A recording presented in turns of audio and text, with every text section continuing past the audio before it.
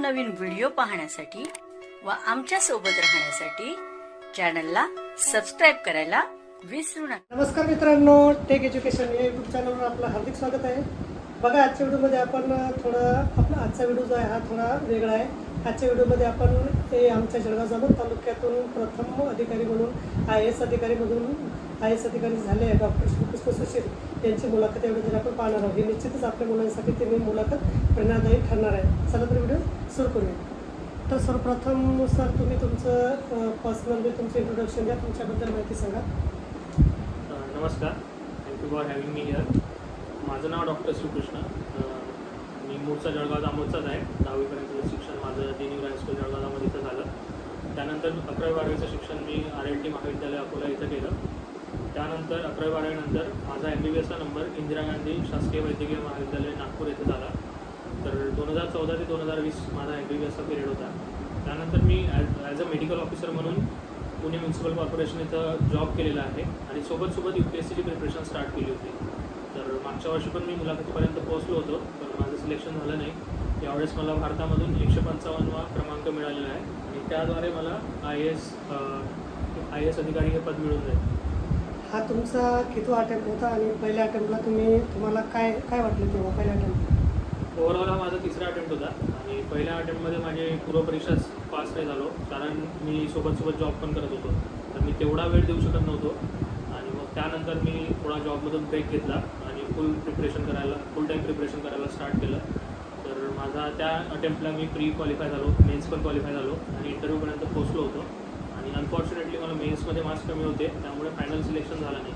UPSCमध्ये men's आणि इंटरव्ह्यूचे marks पकडतात। यावेळेस मला मार्क्स चांगले असल्यामुळे माझं होऊन गेलं। मेन परीक्षेची तयारी तुम्ही कशी केली, थोडं सविस्तर सांगा। मेन्सच्या परीक्षेला डिस्क्रिप्टिव्ह राहते, मेन्स प्रिलिम्सची ऑब्जेक्टिव्ह राहते, गोल करायची परीक्षा असते ऑब्जेक्टिव्ह पेपर। मेन्सचे डिस्क्रिप्टिव्ह असते। मेन्समध्ये टोटल 9 पेपर असतात। ते पेपर तुम्हाला एका दिवशी 6 तास लिहावं लागतं। 9 ते 12 एक पेपर असतो, त्यानंतर 12 ते 2 गॅप असतो आणि 2 ते 5 परत पेपर असतो। तुम्हाला दिवसभरामध्ये 6 तास लिहायचं असते आणि कंटिन्यू पेपर असतात। शुक्रवार, शनिवार, रविवार, त्यानंतर 5 दिवसाचा गॅप भेटतो आणि परत शनिवार, रविवार। तर सगळ्यात मोठं चॅलेंज हेच होतं की तुम्हाला त्या पेपरमध्ये टाईम मॅनेजमेंट कसं करायचं। तर खूप जास्त मॉक टेस्टची प्रॅक्टिस केली आणि मॉक टेस्टची प्रॅक्टिस केल्यानंतर बऱ्यापैकी स्पीड माझी कंट्रोल झाली होती। पेपर लेखन जे आहे ते किती महत्त्वाचं असतं असं सांगाल? जसं आपण जर UPSCचा बघितलं तर शेवटचा रिझल्ट जो होतो, शेवटी फायनल रिझल्ट हा 2025 मार्कांपैकी येतो। त्यापैकी फक्त 275 मार्क हे मुलाखतीचे असतात आणि 1750 मार्क हे मेन्सचे असतात, जे की आपली रिटर्न एक्झाम राहते। तर बऱ्यापैकी मी म्हणू शकेल की 70 ते 80% तर मेन्सच असते, मेन्सच एक्झाम राहतो। आणि मुलाखतीसाठी तुमची तयारी कशी होती? मुलाखतीच्या वेळेस आपण बऱ्याच प्रॅक्टिस मॅचेस करतो, त्यानंतर फायनल मॅच खेळायला जातो। तर प्रॅक्टिस मॅच त्या मुलाखतीचा सराव करण्यासाठी मी दिल्लीला गेलो होतो। 3 महिने आधी मी दिल्लीला गेलो होतो। तिथं मी बऱ्याच वेगवेगळ्या इन्स्टिट्यूटचे मॉक इंटरव्ह्यू दिले होते। मॉक इंटरव्ह्यूच्या प्रॅक्टिसमध्ये आपण बघतो की आपला जो आपण डिटेल्ड ॲप्लिकेशन फॉर्म भरून देतो, त्यात आपलं पार्श्वभूमी काय आहे, एज्युकेशनल क्वालिफिकेशन, कुठल्या गावातून आलो, या सगळ्या गोष्टींची आपण तयारी करतो आणि मॉक इंटरव्ह्यूमधून ती प्रॅक्टिस होते आणि मग आपण एक कॉन्फिडंटली फायनल इंटरव्ह्यू देऊ शकतो।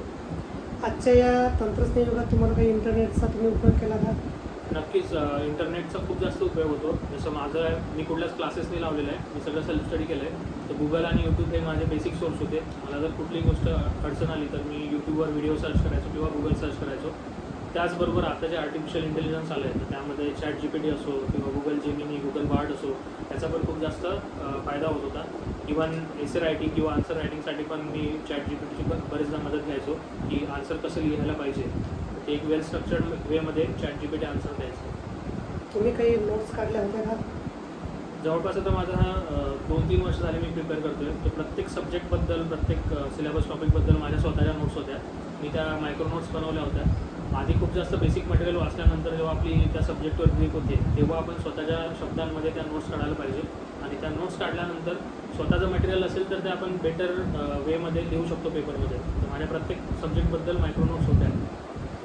UPSC परीक्षा ही फार कठीण असं समजलं जाते, तर त्यासाठी सर्वात आवश्यक जी गुणवत्ता आहे ही तुमच्या मते काय आहे? मला असं वाटतं की UPSC परीक्षा ही कठीण म्हटल्या जाते आणि ती आहे पण कठीण, पण अकॅडमिकली ती एवढी कठीण नाही आहे, कारण की 6वी ते 12वीचा सिलेबस असतो त्याला कठीण काय बनवते तर ती प्रोसेस की तुम्हाला प्रिलिम्स द्यावं लागतं, त्यानंतर मेन्स आणि परत इंटरव्ह्यू, आणि एवढं सगळं केल्यानंतरही जर तुम्ही कुठं फेल झाले तर तुम्हाला परत झिरोपासून स्टार्ट करावं लागतं. ती सापशीरसारखी आहे, तुम्हाला कुठं जरी खाल्लं तरी तुम्हाला झिरोपासून स्टार्ट करावं लागेल. पण दुसरं एक यात एक म्हणू शकेल मी की जर तुमचं 10वीपर्यंतचं फाउंडेशन चांगलं असेल, जसं माझं निवरामध्ये शिक्षण झालेलं आहे, माझं फाउंडेशन खूप चांगलं होतं. इतक्या वर्षानंतर MBBS नंतर जेव्हा मी परत इतिहास भूगोल वाचायला घेतलं तरी मला जास्त असं कठीण गेलं नाही, कारण की माझं 10वीपर्यंतचं शिक्षण चांगलं झालेलं होतं. तर बघा, आता तुम्ही कोणत्या कोचिंग क्लासला गेला होता का? कोणते कोचिंग क्लास तुम्ही लावलेला होता का या परीक्षेसाठी? मी फाउंडेशनसाठी तर कुठला कोचिंग क्लास वगैरे जॉईन नव्हता केला, पण टेस्ट सिरीज जे मेन्ससाठी आणि इंटरव्ह्यूसाठी जसं मॉक इंटरव्ह्यू राहतात तर त्याच्या प्रॅक्टिससाठी मी टेस्ट सिरीज लावली होती वेगवेगळ्या क्लासेसची. पण total through out the year जो फाउंडेशन कोर्स आपण म्हणतो तो मी केला नव्हता, ते सेल्फ स्टडीमुळे केलं. बरं, आता जे मुलं आता 12वी करत आहे, कोणी UPSC तयारी करत आहे, तर अशा मुलांसाठी तुम्ही काय सल्ला द्याल? आपल्या भागातून जे 11वी 12वी करतात त्यांना 2च करिअर ऑप्शन आपल्याकडे जनरली असतात, इंजिनिअरिंग किंवा मेडिकल. पण जसं आपण बघतोय की आधी इंजिनिअरिंगमध्ये खूप जास्त सॅच्युरेशन आलं, तसंच थोडं सॅच्युरेशन आता मेडिकल फील्डमध्ये पण येतं आहे. तर कॉम्पिटेटिव्हची ही एक फील्ड चांगली आहे सध्या तरी, आणि याचबरोबर बाकी पण बिझनेस स्टार्टअप्समध्ये पण आहे. पण मला असं वाटतं की तुम्ही या सगळ्यामध्ये उडी मारण्याच्या आधी एक स्ट्रॉंग बॅकअप ऑप्शन असणं कधी गरजेचं आहे. तर तुमचं ग्रॅज्युएशन एकदम चांगल्याने करा, BEd इंजिनिअरिंग असो की मेडिकल असो, त्यानंतरच तुम्ही डिसिजन घ्या की तुम्हाला त्या फील्डमध्ये कंटिन्यू करायचं आहे की कॉम्पिटेटिव्ह एक्झाम्समध्ये यायचं आहे.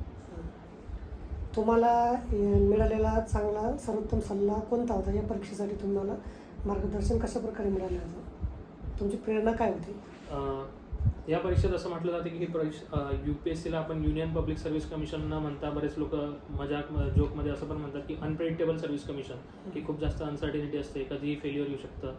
तर मला एका सरांनी एकच सल्ला सांगितला होता की बरेच लोक म्हणतात या एक्झाममध्ये लक पण कधीतरी फेवर करते, कधी फेवर नाही करत. तर ते सर म्हणायचे the more you practice the more luckier you get. तू जेवढा जास्त प्रॅक्टिस करशील तेवढा तुला लक पण फेवर करेल. आणि लास्ट इयर जेव्हा माझं मेन्सला झालं नाही, मेन्सला कमी मार्क्स होते, तर तेव्हा मी फक्त 8 टेस्ट पेपर सॉल्व्ह केलेले होते. यावर्षी मी जवळजवळ 35 पेपर लिहिले होते 3 महिन्यामध्ये. तर मी जास्त प्रॅक्टिस केली म्हणून माझे मार्क्स वाढले आणि लकीली मला IAS भेटलं. बरं, ही UPSC तयारी करताना तुम्हाला काही अडचणी आल्या का आणि तुम्हाला कोणी मदत केली? अडचणी तर प्रत्येक लेवलला येतात. पहिली अडचण तर मी म्हणेल की आर्थिक अडचण. घरची परिस्थिती हालाकीची असल्यामुळे आर्थिक अडचण होतीच. तर त्यात माझ्या डिग्रीचा मला खूप जास्त फायदा झाला. मी 6 महिने जॉब करायचो आणि 6 महिने एक्झामचा अभ्यास करायचो. तर 6 महिन्यात मी सफिशियंट पैसे जमवायचो जे की मला आणि घरच्यांना पण कामात येतील. आणि दुसरा, बऱ्याच ठिकाणी असं व्हायचं की एक्झामबद्दल काहीतरी गायडन्स नसायचं, माहितीचा अभाव असायचा. तर अशा वेळेस आमचा एक ग्रुप होता, आम्ही 7-8 लोक असे होतो की ज्यांनी MBBS केलं होतं आणि UPSC करत होते. तर त्या ग्रुपचा पण खूप फायदा झाला की आम्ही एकमेकांचे जे पण डाऊट्स असतील ते सॉल्व्ह करत होतो. त्यामुळे आम्हाला कुठल्या असं कोचिंगची गरज पण नाही भासली, आम्ही आमच्यामध्येच सॉल्व्ह करून घेत होतो. IAS होण्यासाठी तुमची प्रेरणा काय आणि तुम्ही यशाचं श्रेय कुणाला देता? तुमच्या तयारीमध्ये तुमचं कुटुंब आणि शिक्षक यांची काय भूमिका आहे? तर माझं IAS बनण्याचं जे स्वप्न होतं ते 7वीमध्ये कुठेतरी स्टार्ट झालं होतं. मी एक पुस्तक वाचलं होतं, डॉक्टर राजेंद्र भारुड यांचं आत्मकथन, मी एक स्वप्न पाहिलं. तर त्या पुस्तकापासून प्रेरणा मिळाली होती की कसं गरिबीमधून आलेला एक मुलगा पण आधी डॉक्टर होतो आणि नंतर IAS बनतो. आणि या यशाचं श्रेय डेफिनेटली कुटुंबांना तर जातेच. माझे आई बाबा, त्याच्यानंतर माझ्या 4 बहिणी, यांनी माझ्यासाठी खूप केलं आहे. माझे सगळे जीजू वगैरे या भक्कमरित्या माझ्या पाठीशी होते. आणि जसं मी आधी पण सांगितलं की तुमचं 10वीपर्यंतचं फाउंडेशन खूप जास्त मॅटर करते.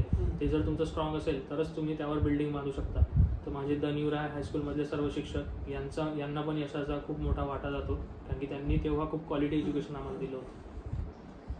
प्रिलिम्स आणि मुख्य परीक्षेसाठी तुम्ही कोणती रणनीती अवलंबली? तुम्ही दोन्ही परीक्षेची तयारी एकत्र केली होती का? प्रिलिम्स आणि मेन्सचा आधी तुम्ही इंटिग्रेटेड प्रिपरेशन करायलाच पाहिजे सगळं सोबत, कारण की सिलेबसमध्ये जास्त डिफरन्स नाही आहे प्रिलिम्स आणि मेन्सचा.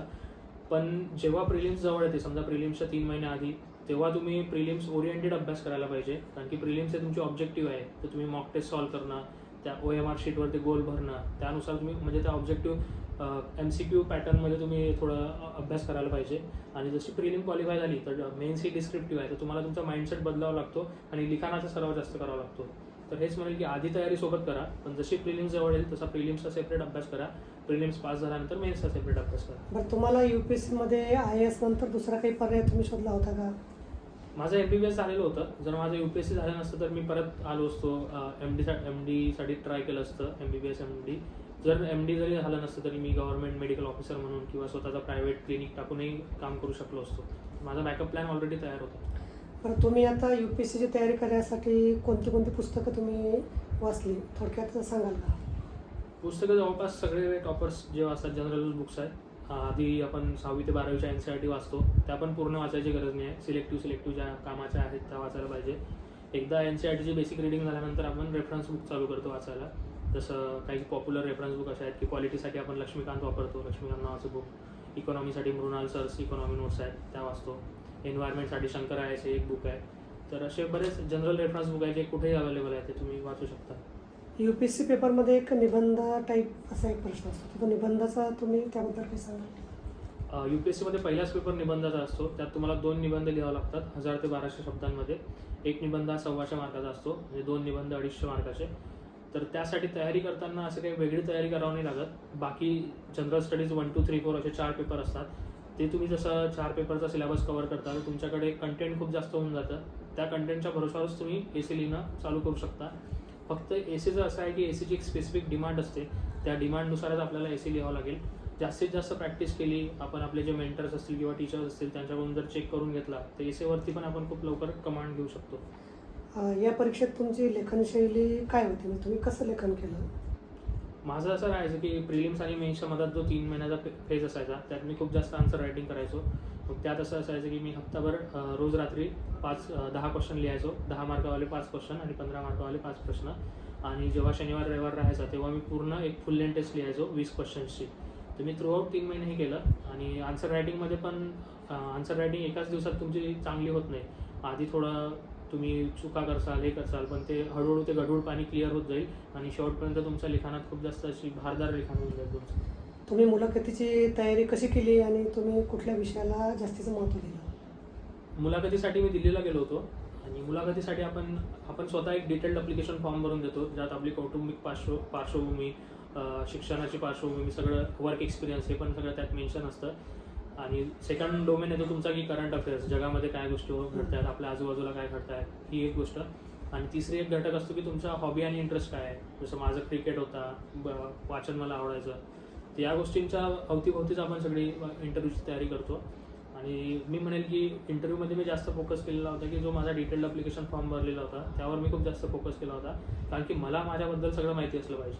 बरं, कुठल्या इयत्तेपासून ही या परीक्षेची तयारी करायला हवी विद्यार्थ्यांनी, असं तुम्हाला वाटतं? नाही, मला असं वाटतं की IAS UPSC यासाठी काही असं स्पेसिफिक इयत्तेपासून तयारी करायला पाहिजे असं बिलकुल नाही आहे. तुम्ही ज्या वर्गात आहे त्या वर्गाला जर चांगल्यानी न्याय दिला तर तुम्ही 10वीपर्यंत, समजा 10वी चांगल्यानी करा, 11वी 12वी करा, त्यानंतर ग्रॅज्युएशनमध्ये पण तुमचं बेस्ट करा. आणि एकदा ग्रॅज्युएशन झालं की मग ग्रॅज्युएशनच्या शेवटच्या वर्षाला जर तुम्हाला UPSC करायचं असेल तर तुम्ही तेव्हा चालू करू शकता UPSCचा NCERT वगैरे वाचणं. एकदा ग्रॅज्युएशन झालं की तुम्ही फुल फ्लेज UPSCचा अभ्यास करू शकता. पण आमच्या मुलांना तुम्ही आता काय मुलाचा सल्ला द्याल या संदर्भात? मुलांना मी हेच आता जे सांगितलं तेच की तुम्ही ज्या स्टेजला आहे त्या स्टेजला तुमचं बेस्ट करा. जर तुम्ही 8वीमध्ये आहे तर 8वीचा सिलेबस खूप चांगल्याने करा, 10वीला आहे तर 10वी चांगल्याने करा.